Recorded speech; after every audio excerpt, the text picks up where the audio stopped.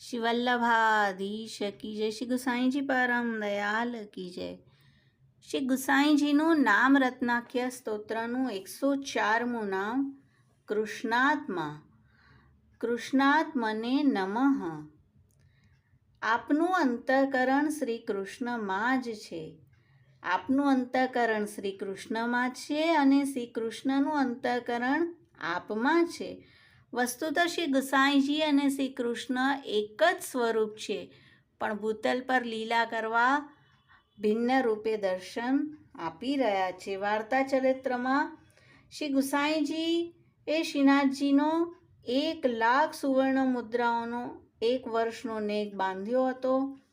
એકવાર આ ભોજન કરવા બિરાજ્યા ત્યારે શાકમાં એક તણખલું આવ્યું.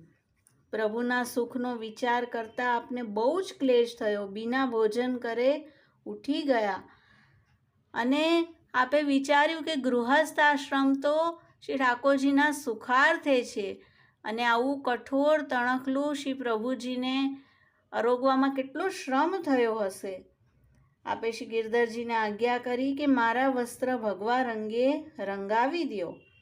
શ્રી ગિરધરજી જ્યારે વસ્ત્ર રંગતા હતા ત્યારે શ્રી નવનીત પ્રિયજી ત્યાં પધાર્યા અને આપના જગુલી ટોપી આપીને કહ્યું કે જો શ્રી ગુસાઈજી સંન્યાસ લેશે તો અમે પણ તેની સાથે જ પધારશું.